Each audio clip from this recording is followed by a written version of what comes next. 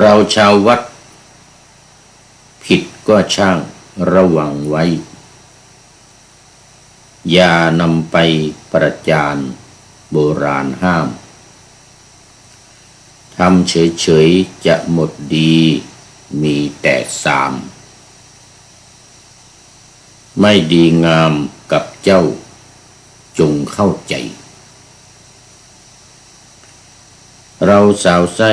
กันเองไม่เกรงชั่วให้หมองมัวหม่นมิดคิดฉะไหนเราชาววัดหมดดีจะมีภัยอย่าสาวไส้กันเองเร่งระวังพวกเดียวกันแวดล้อมอยู่พร้อมหน้าพอพึ่งพากันได้ในภายหลังเราชาววัดมัวประจานขี้คร้านพังเราจะพึงระวังเขาด่าเราเช้าเย็นเลยจะสาวไส้ให้ร้ายทำไมเล่าเรื่องชาวเราอย่าเอามาเปิดเผยอย่าก่อความลามรวนไม่ควรเลยจงนิ่งเฉยดีกว่าอย่าด่ากัน ขอถวายความนอบน้อมแด่พระรัตนตรัยมีพระพุทธเจ้าเป็นต้นขอถวายความเคารพพระมหาเถระพระเถรานุเถระเจ้าคณะพระสังฆาธิการทั่วโลกมีพระเดชพระคุณพระธรรมเสนาบดีเจ้าคณะภาค7วัดพระธาตุดอยสุเทพเป็นต้นและขออำนวยพรแด่ท่านผู้ฟังท่านผู้ชมสาธุชนพุทธบริษัททั้งหลายวันนี้รายการพระไตรปิฎกลอยฟ้าก็ลอยมาจากวัดโพศูนย์ปฏิบัติธรรมวัดพระธาตุดอยสุเทพบนเกาะไอกาน่าเมืองทานลินประเทศเอสโตเนีย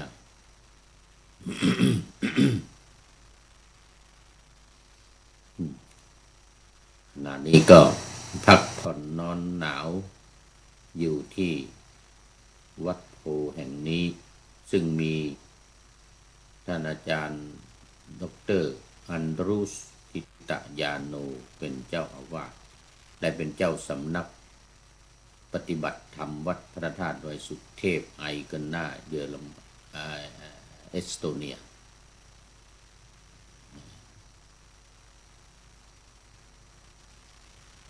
วันนี้ก็บันทึกเสียงล่วงหน้ามาหลายวันหน่อยเพราะว่าเตรียมตัวจะเดินทางไปลิทัวเนียและโปแลนด์ในวันศุกร์ที่จะถึงนี้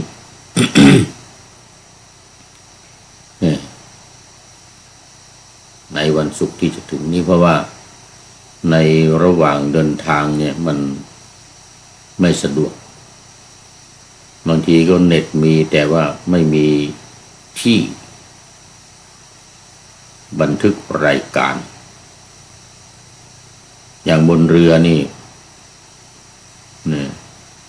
เน็ตไม่เสถียรบันทึกไม่ได้หรือบางทีบันทึกได้ก็ไม่มีเสียงอย่างนี้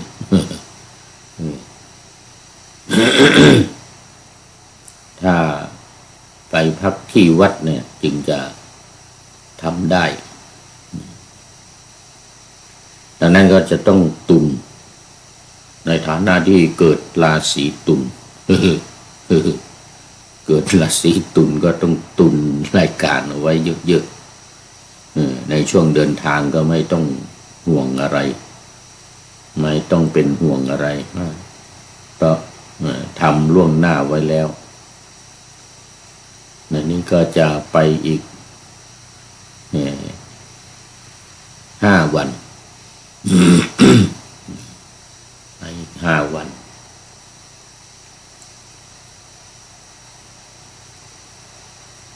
ใน2-3 ประเทศซึ่งระยะมันยาวจะต้องแวะลัตเวียด้วยเบลารุสซึ่งติดกันเบลารุสลัตเวียลิทัวเนียโปแลนด์มอนโดวาที่อยู่ติดกันสามารถเดินทางได้2-3 ชั่วโมง4 ชั่วโมงนี่เพราะว่าไปทางรถไม่ไปทางเรือมันไม่มีน้ำไม่มีน้ำนี่มีแต่แผ่นดินแล้วก็มีรถไฟมีรถรางมีรถบัสทั้งบัสประจำทางและในท้องถิ่นแต่รถรางรถแทรมนี่ก็อยู่เฉพาะในท้องถิ่นแต่ก็สามารถเดินทางให้เข้าไปชายแดนติดต่อ ข้ามไปได้นี่ก็ในช่วงนี้ที่ต้องไปในช่วงนี้ก็เพราะว่ามันยังมีเรือข้ามฟากเนี่ยจากเกาะออกไปหาในเมืองทานลิมนี่ยังมีเรือในวันศุกร์เสาร์อาทิตย์ นี่ก็ เดี๋ยววันเสาร์นี่วันเสาร์ที่จะถึงนี่ก็ออกเดินทางเราต้องกลับภายใน7 วันต้องกลับภายใน7 วัน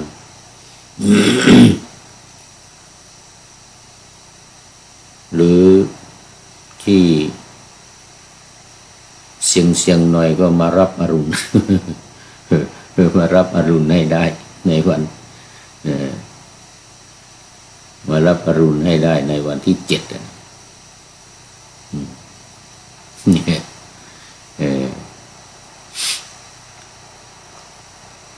แล้วตอนนี้ก็เอาสู่เนื้อหาสาระของธรรมะกันเลยต่อจากเมื่อวานนี้ยังคงค้างไว้อีก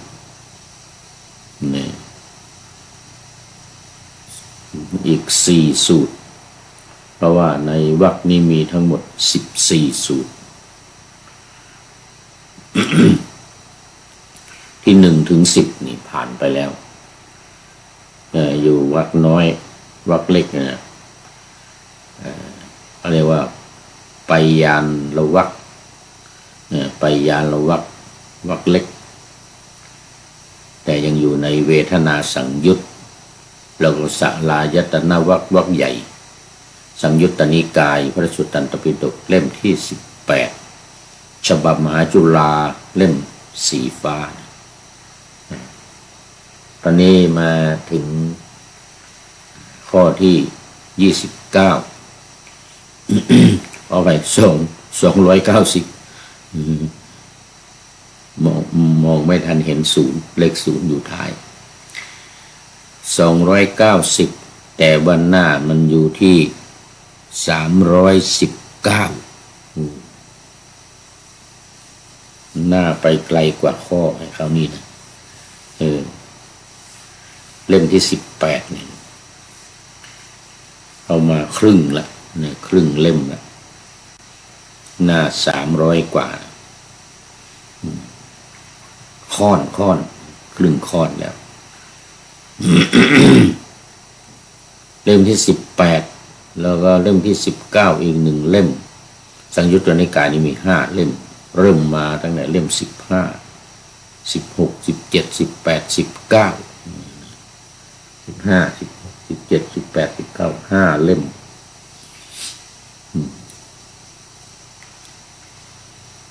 ที่ผ่านมาก็นิกายที่2ก็มัชฌิมนิกาย3 เล่ม15 14 13 14ดิ14 13 12อันนี้มัชฌิมนิกาย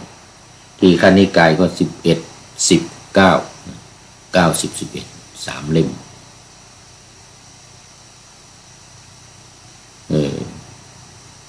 มัชฌิมนิกาย3 เล่ม13 12 13 14พระวินัยนี่8 เล่ม1 ถึง 8อันนี้15 ถึง 19นี่สังยุตตนิกายตอนนั้นไปจะเป็นขุททกนิกายอังคุตตรนิกายอีก5 เล่ม20 21 22 23 24นะอังคุตตรนิกายนี่5 เล่มถึง24อันนี้25 ถึง 33 12 เล่ม12 เล่มนี่เป็นขุททกนิกาย25 26 27 28 29 30 31 32 33ว่าพี่ไป9 เล่ม9 เล่มเป็นขุททกนิกายเกร็ดเล็กๆน้อยๆของพระไตรปิฎกเนี่ยจำไว้ก็ไม่เสียหายนะไม่เสียหายเพราะมันง่ายสำหรับการที่เราจะไปค้นเราจำแล้วว่ามันอยู่หน้าไหนหรืออยู่วรรคไหนอยู่เล่มไหนเนี่ยนะดูเล่มแล้วก็ไปเปิดมันง่ายละเปิดหาง่ายทั้งหาในเล่มจริงเล่มสีฟ้าทั้งหาในอินเทอร์เน็ตเนี่ยใน Google นี่ก็ง่ายเปิดออกมาแล้วก็หาหน้ามันเนี่ยแต่ที่สำคัญคือหน้ามันแล้วก็หรือหน้าหรือข้อหน้าหรือข้อนี่สำคัญส่วนวรรคส่วนเนี่ยสังยุตวรรคเล็กวรรคใหญ่ชื่อสูตรอะไรก็เข้าไปหาในรายละเอียดตามหน้านั้นๆเลย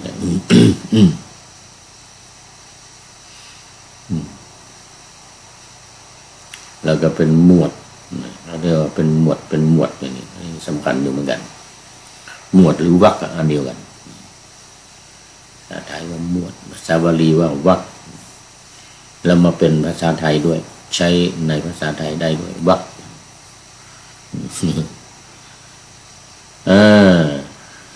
มาดูเนื้อหาเหมือนเดียวกันนะเหมือนเดียวกันกับ1ว่าสูตรที่1ถึงสูตรที่10สูตรที่1ถึงสูตรที่10คือเป็นเรื่องของธรรมะ5 ประการจะเปลี่ยนแต่ข้อ4 1 2 3กับ5นี่เหมือนกันคือศรัทธาหิริโอตตัปปะ1 2 3ศรัทธาหิริโอตตัปปะแล้วก็สุดท้ายข้อ5นี่ก็คือปัญญามีปัญญาไม่มีปัญญาหรือมีปัญญาซามหรือมีปัญญาเนี่ยข้อ1ก็มีศรัทธาไม่มีศรัทธาข้อที่2นี่มีหิริไม่มีหิริข้อที่3นี่มีโอตตัปปะไม่มีโอตตัปปะแต่ข้อ4นี่จะเปลี่ยนเรื่อยเป็นอิจฉาบ้างริษยาบ้าง ตอนนี้เป็นฟังน้อยคือมีสุตตะน้อยไม่สดับมากสดับน้อย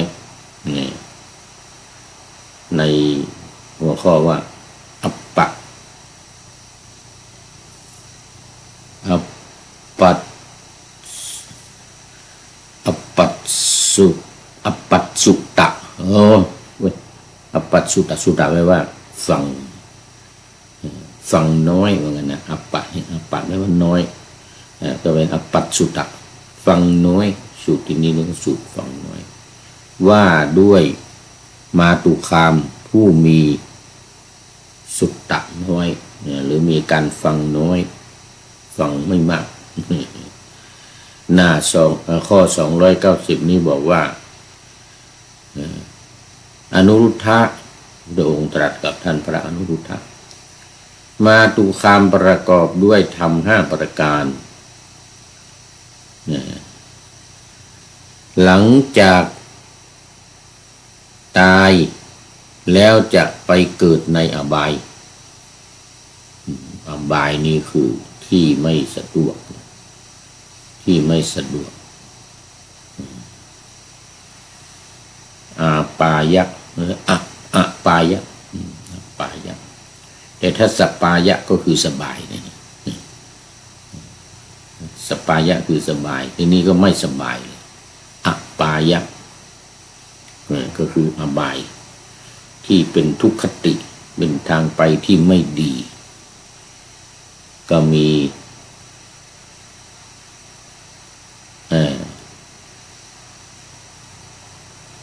วินิบาตมีวินิบาต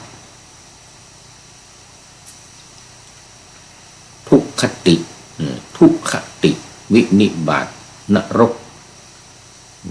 ก8 ขุมนี่เป็นอบายแน่ทั้งหมดอบายก็เรียกอบายภูมิวินิบาตนี่ยังไงวินิบาตนี่คือตกไปในที่ที่มันอับที่มันไม่โล่งแจ้งเลยนะที่มันชื้นแฉะหรือมันก็ยังกันหนอนนี่นะที่มันเกิดในที่เท่าใครอย่างนี้เขาเรียกวินิบาตปาตะแปลว่าตกไปในที่แคบที่น้อยที่ไม่ดีเรียกวินิบาตทุคตินี่เป็นการเหมารวมเหมือนกันนะคติแปลว่าไปในทางไม่ดีไปในทางไม่ดีเช่นเป็นเปรตหรือเป็นอสุรกายเป็นสัตว์เดรัจฉานอย่างนี้นะพวกนี้ก็เรียกว่าเป็นทุคติทางไปที่ไม่ดีสรุปแล้วรวมอยู่ในอบายมันคือไม่สบายที่ไม่สะดวกไม่สบายธรรม5ประการนี้คืออะไรก็เหมือนเดิมเหมือน1 2 3แล้วก็5นี่เหมือนเดิมข้อ4ในวันนี้ข้อ4คือมีการฟังน้อยไม่มีศรัทธาไม่มีหิริไม่มีโอตตัปปะ4มีการฟังน้อยและ5มีปัญญา3อย่างนี้ไปอบายแน่นอนไม่ได้ไปสวรรค์ไม่ได้ไปนิพพาน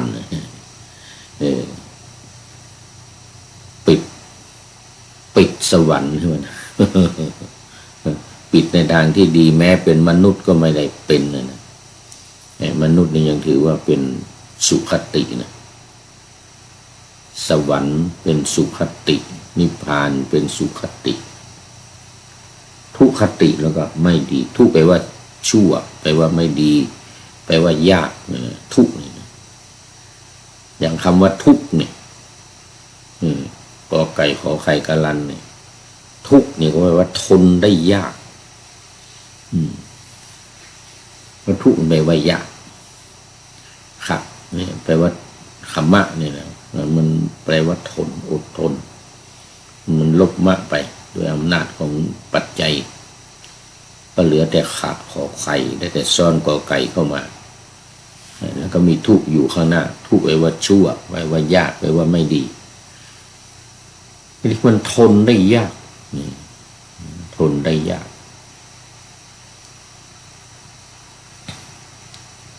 อนุรุทธะมาตุคามประกอบด้วยธรรม5ประการนี้แลตายแล้วหรือหลังจากตายเนี่ยก็ต้องไปสู่อบายทุกขติวินิบาตนรกแต่ถ้าตรงกันข้ามก็ไปสวรรค์ไปนิพพานคือมีศรัทธามีฤทธิ์มีโอตตัปปะมีการฟังมากเขาเรียกว่าหุสุตตะหรือเป็นพหูสูตรและมีปัญญานี่ไปปิดประตูอบายเลยไปสู่ที่สบายไปสู่สุขติไปสู่สวรรค์วิมานทองนู่นอยู่บนสวรรค์นู่น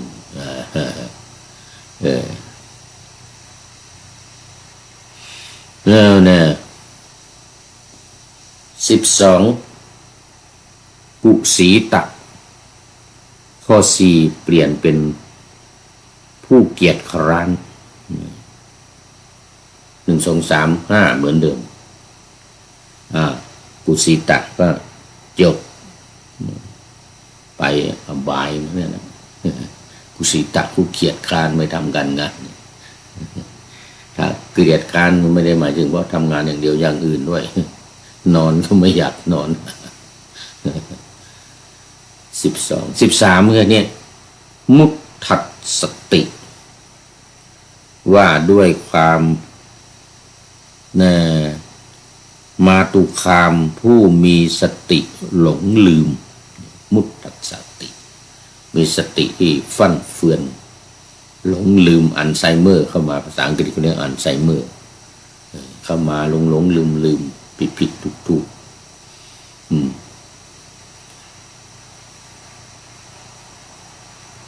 เข้าทำนองว่าเท่าชะแลแก่ชราก็มักจะมีความหลงลืมนี่แหละมีสติที่ไม่สมประกอบเท่าชะแลหรือว่าแก่ชรา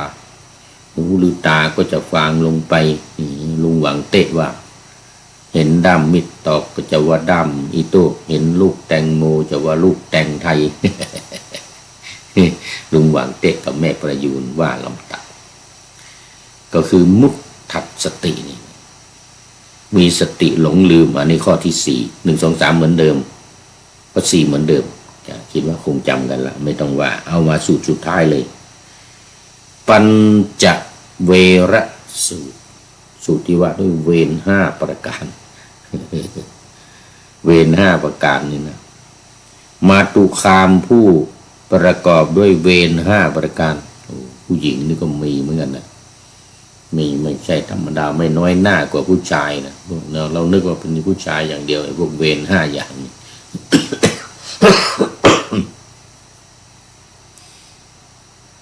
1. ฆ่าสัตว์ 2. ลักทรัพย์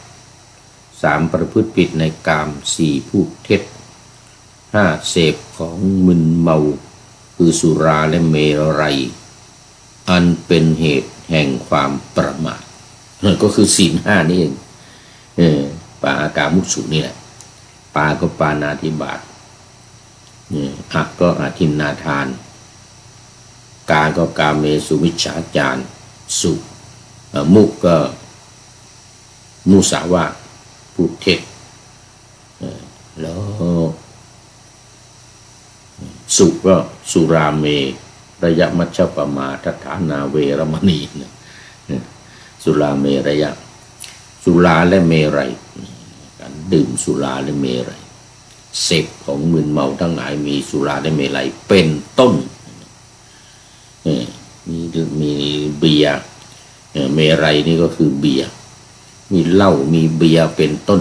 แม้จะเป็นรูทเบียร์ก็ตามเชื่อจะเป็นประเภทเบียร์เนี่ย 5ประการนี้ไปสู่นรกแน่นอนสุขทุกขติแน่นอนวินิบาตทุกขติเปรตอสุรกายนี่ นี่นะภิกษุอนุรุทธะ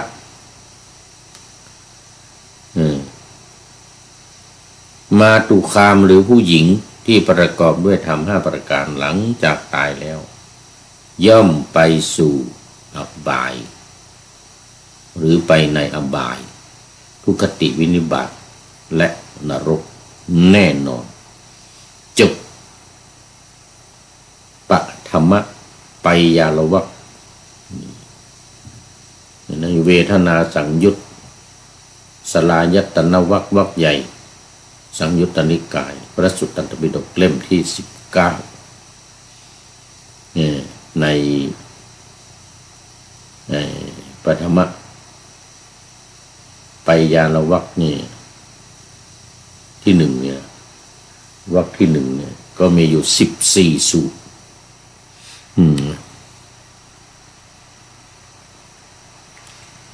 มีมาตุคามสูตรปุริสัตสูตรอาเวนิกัสสูตรตีหิธรรมเมธรรมสูตรธรรมเมหิสูตรโกธนสูตรอุปนาหิสูตรอิ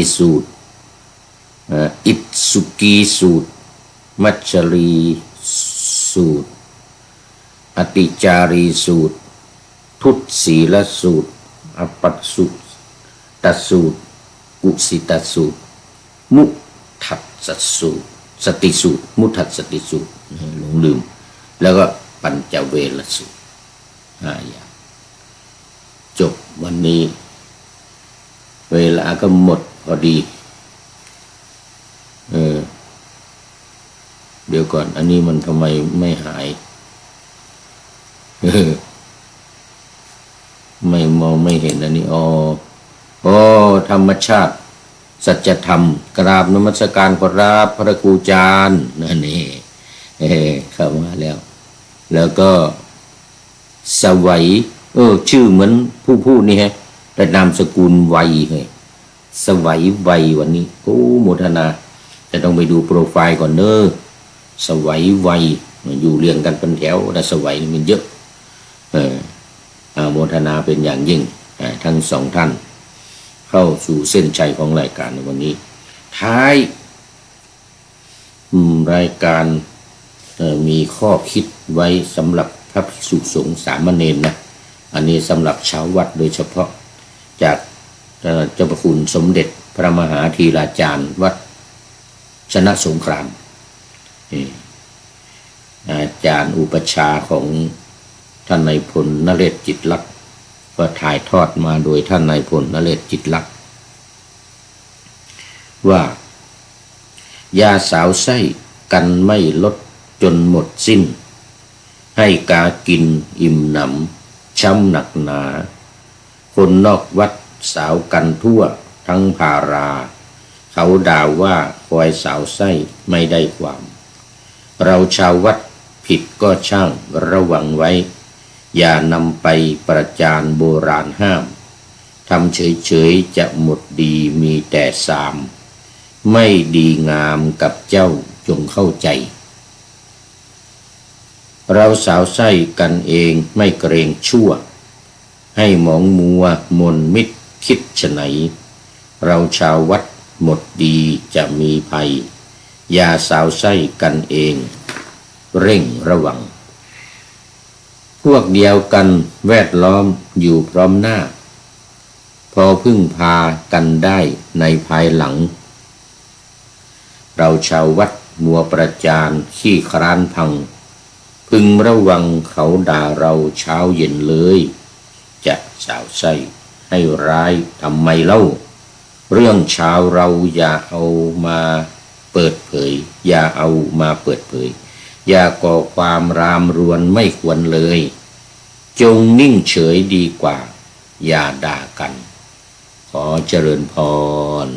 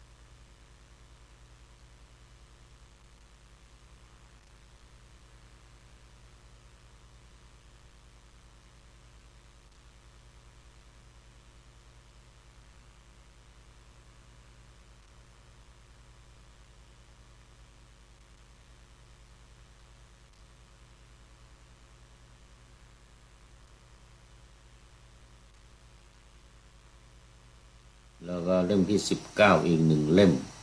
สังยุตตนิกายนี่มี5เล่มเริ่มมาตั้งแต่เล่ม15 16 17 18 19 15 16 17 18 19 5เล่ม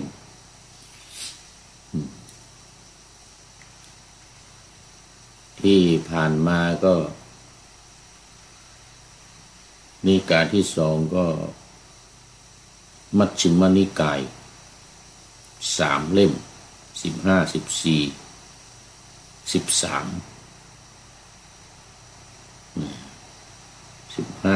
สิ14 13 12อันนี้มัชฌิมนิกายทีฆนิกายก็11 10 9 10 11 3เล่ม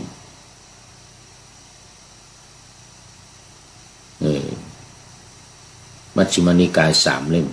13 12 13 14พระวินัยนี่8เล่ม1ถึง8อันนี้15ถึง19นี่สังยุตตนิกายตอนนั้นไปจะเป็นขุททกนิกายอังคุตรนิกายอีก5เล่ม20 21 22 23 24นะอังคุตรนิกายนี่5เล่มถึง24อันนี้25ถึง33 12เล่ม12เล่มนี่เป็นขุททกนิกาย25 26 27 28 29 30 31 32 33ว่าพี่ไป9เล่ม9เล่มเป็นขุททกนิกาย เกร็ดเล็กๆน้อยๆของพระไตรปิฎกเนี่ยจำไว้ก็ไม่เสียหายนะไม่เสียหายเพราะมันง่ายสำหรับการที่เราจะไปค้นเราจำแล้วว่ามันอยู่หน้าไหนหรืออยู่วรรคไหนอยู่เล่มไหนเนี่ยนะดูเล่มแล้วก็ไปเปิดมันง่ายละเปิดหาง่ายทั้งหาในเล่มจริงเล่มสีฟ้าทั้งหาในอินเทอร์เน็ตเนี่ยใน Google นี่ก็ง่ายเปิดออกมาแล้วก็หาหน้ามันเนี่ยแต่ที่สำคัญคือหน้ามันแล้วก็หรือหน้าหรือข้อหน้าหรือข้อนี่สำคัญส่วนวรรคส่วนเนี่ยสังยุตวรรคเล็กวรรคใหญ่ชื่อสูตรอะไรก็เข้าไปหาในรายละเอียดตามหน้านั้นๆเลย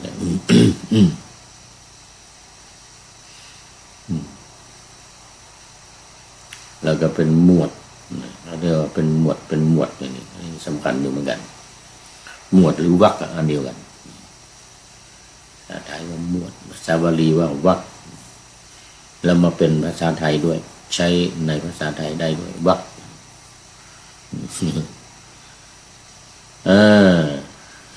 มาดูเนื้อหาเหมือนเดียวกันเลยเหมือนเดียวกันกับ1ว่าสูตรที่1ถึงสูตรที่10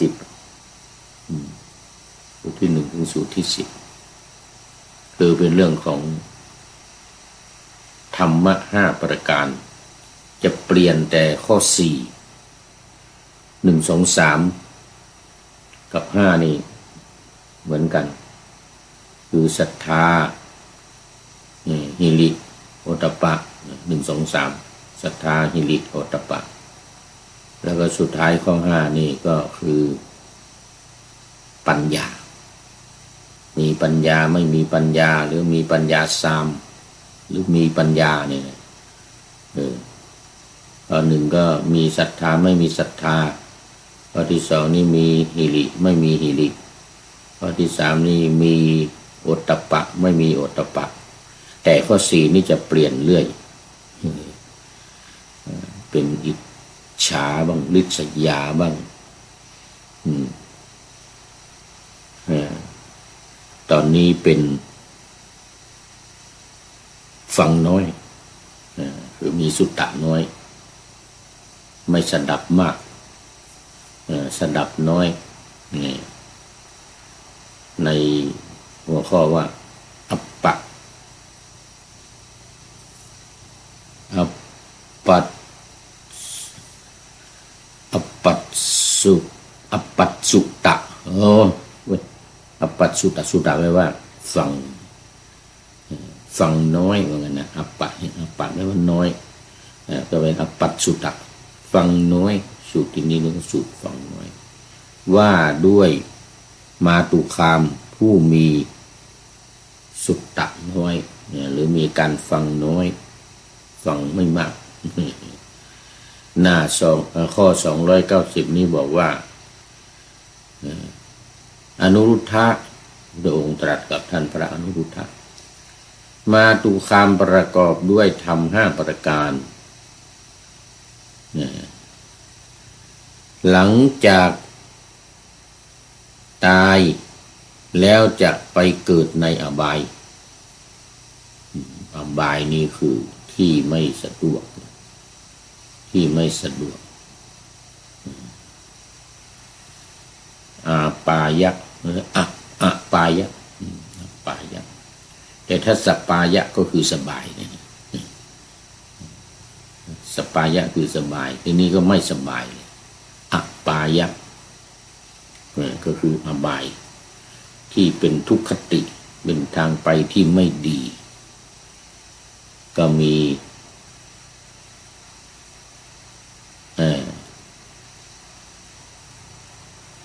วินิบาตมีวินิบาตทุกขติทุกขติวินิบาตนรก8 ขุมนี่เป็นอบายแน่ทั้งหมดอบายก็เรียกอบายภูมิวินิบาตนี่ยังไงวินิบาตนี่คือตกไปในที่ที่มันอับที่มันอับที่มันไม่โล่งแจ้งเลยนะที่มันชื้นแฉะหรือมันก็อย่างกันหนอนนี่นะที่มันเกิดในที่เท่าใครอันนี้เขาเรียกวินิบาตปาตะแปลว่าตกไปในที่แคบที่น้อยที่ไม่ดีเรียกวินิบาตทุคตินี่เป็นการเหมารวมเหมือนกันนะคติแปลว่าไปในทางไม่ดีไปในทางไม่ดีเช่นเป็นเปรตหรือเป็นอสุรกายเป็นสัตว์เดรัจฉานอย่างนี้นะพวกนี้เขาเรียกว่าเป็นทุคติทางไปที่ไม่ดีสรุปแล้วรวมอยู่ในอบายมันคือไม่สบายที่ไม่สะดวกไม่สบายธรรม5ประการนี้คืออะไรก็เหมือนเดิมเหมือน1 2 3แล้วก็5นี่เหมือนเดิมข้อ4ในวันนี้ข้อ4คือมีการฟังน้อยไม่มีศรัทธาไม่มีหิริไม่มีโอตตัปปะ4มีการฟังน้อยและ5มีปัญญา3อย่างนี้ไปอบายแน่นอนไม่ได้ไปสวรรค์ไม่ได้ไปนิพพาน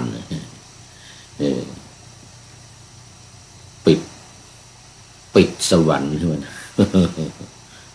ปิดในทางที่ดีแม้เป็นมนุษย์ก็ไม่ได้เป็นนะมนุษย์นี่ยังถือว่าเป็นสุขตินะสวรรค์เป็นสุขตินิพพานเป็นสุขติทุกขติแล้วก็ไม่ดีทุกแปลว่าชั่วแปลว่าไม่ดีแปลว่ายากทุกนี่นะอย่างคำว่าทุกเนี่ยกอไก่ขอไข่กะลันเนี่ยทุกเนี่ยก็แปลว่าทนได้ยากทุกแปลว่ายากขัดนี่แปลว่าขมะเนี่ยนะ มันแปลว่าทนอดทนมันลบมากไปด้วยอำนาจของปัจจัยก็เหลือแต่ขาดขอไข่ได้แต่ซ่อนกอไก่เข้ามาแล้วก็มีทุกข์อยู่ข้างหน้าทุกข์ไว้ว่าชั่วไว้ว่ายากไว้ว่าไม่ดีมันทนได้ยากทนได้ยาก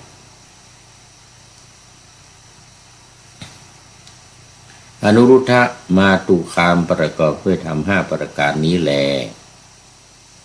ตายแล้วหรือหลังจากตายเนี่ยก็ต้องไปสู่อบาย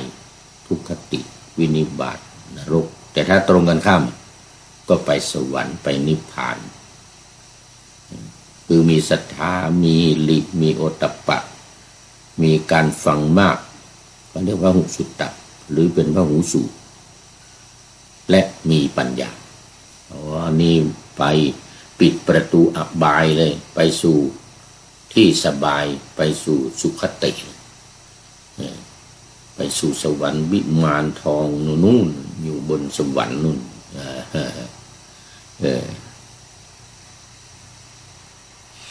แล้วเนี่ย12กุสีตะข้อ4เปลี่ยนเป็นผู้เกียจคร้าน1 2 3 5เหมือนเดิมกุสีตะก็จบไปอบายเนี่ยนะกุสีตะผู้เกียจคร้านไม่ทำการงาน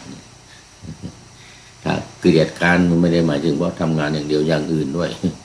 นอนก็ไม่อยากนอน13เนี่ยมุตถัสสติว่าด้วยความมาตุคามผู้มีสติหลงลืมมุตถัสสติมีสติที่ฟั่นเฟือนหลงลืมอัลไซเมอร์เข้ามาภาษาอังกฤษเขาเรียกอัลไซเมอร์เข้ามาหลงลืมผิดถูก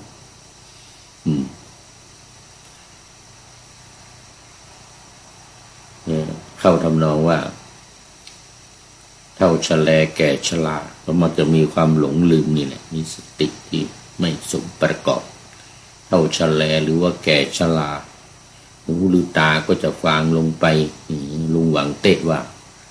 เห็นดำมิดตอกก็จะว่าดำอีโต้เห็นลูกแตงโมจะว่าลูกแตงไทย ลุงหวังเตะกับแม่ประยูนว่าลำตัดก็คือมุตถัสสตินี่มีสติหลงลืมอันนี้ข้อที่4 1 2 3เหมือนเดิมก็4เหมือนเดิมคิดว่าคงจำกันละไม่ต้องว่าเอามาสูตรสุดท้ายเลยปัญจเวรสูตรที่ว่าด้วยเวร5ประการ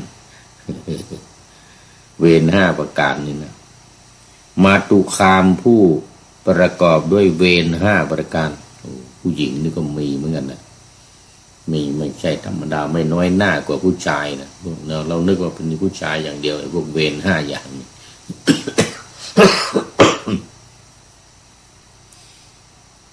1. ฆ่าสัตว์ 2. ลักทรัพย์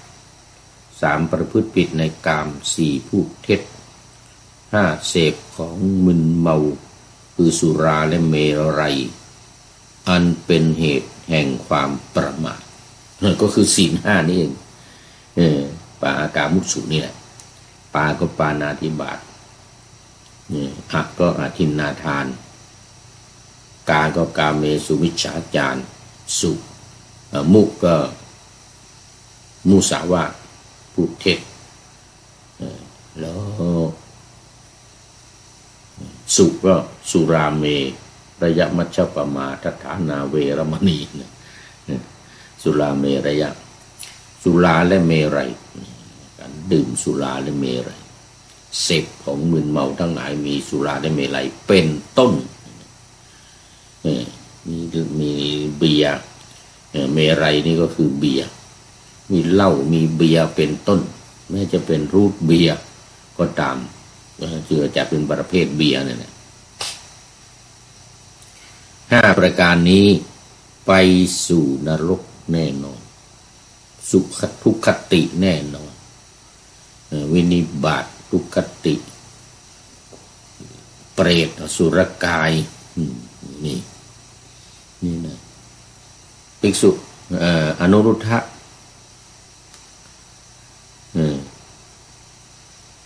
มาตุคามหรือผู้หญิงที่ประกอบด้วยธรรม5ประการหลังจากตายแล้ว ย่อมไปสู่อบายหรือไปในอบายทุกขติวินิบาตและนรกแน่นอนจบปะธรรมะไปยาละวะในเวทนาสังยุตสลายตนวรรคใหญ่สังยุตตนิกายพระสุตตันตปิฎกเล่มที่19ในปฐมไปยาละวรรคนี่ที่1เนี่ยวรรคที่1เนี่ยก็มีอยู่14สูตร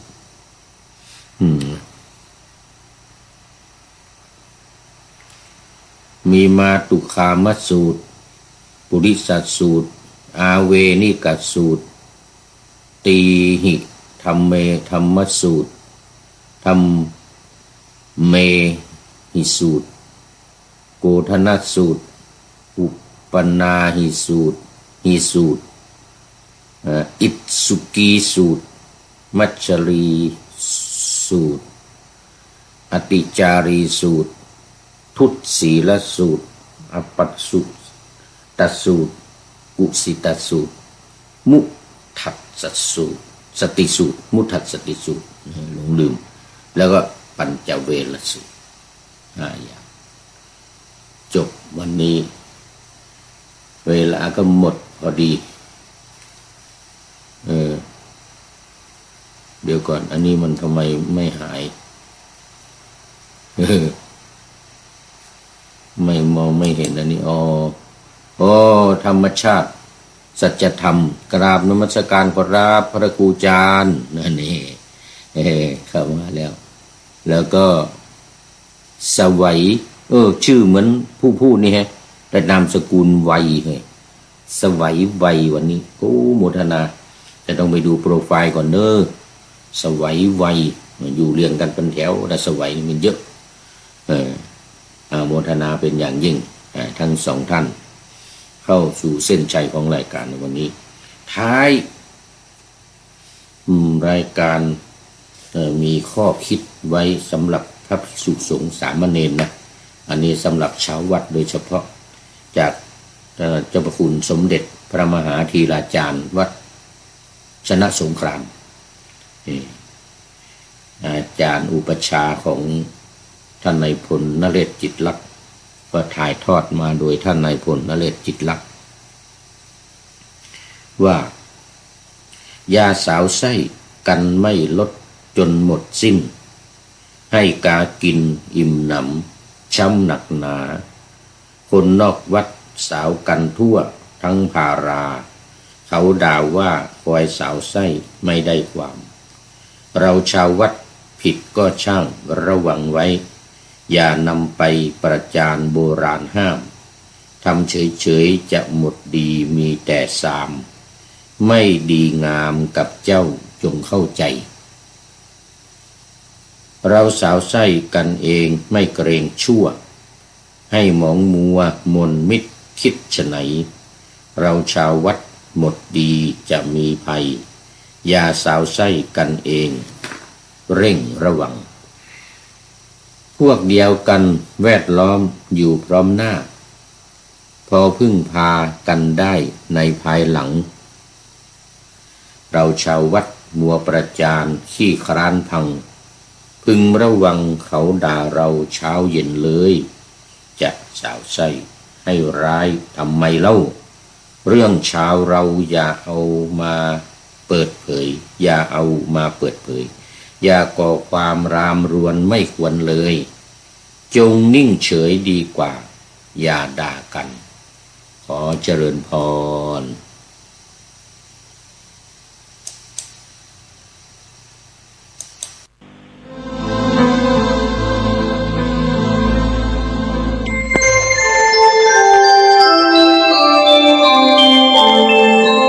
ขณะนี้ ท่านกำลังฟังสถานีวิทยุกระจายเสียง FM 104.5 เมกะเฮิรตซ์